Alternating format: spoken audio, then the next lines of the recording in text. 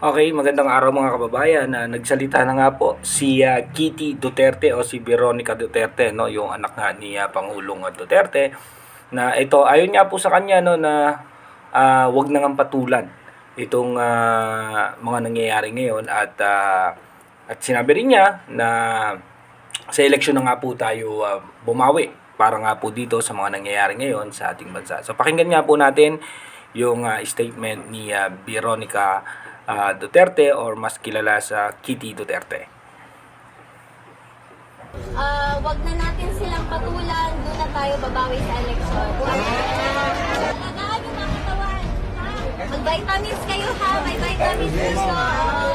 Laban tayo. Kasi malayo pa to, hindi pa to tapos. So, alagaan natin yung mga katawan natin, ha? Oo, yun lang. Sa totoo lang, gaganti kami sa ito. Ang gusto lang niya makauli sa Davao, kanara yung gusto. Mag-lechon tagon. Na Coke Zero, malipay na siya. Mas iwalay lechon, oo. Pero gipalitan naman doon siya sa kong ate, o Coke Zero dito. Ang problema ato niya, abusado man mag-Coke Zero. Naman yan ay artificial na chemical, di ba? Sa kaadlaw, kapila mag-Coke Zero. Dili na po na mayo.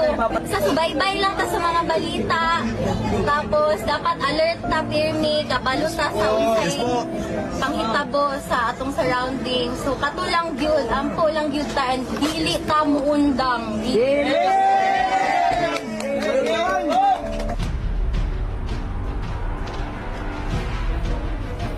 So, yun na nga, no, yung sinabi ni Kitty Duterte. So, sa eleksyon nga lang daw bumawi.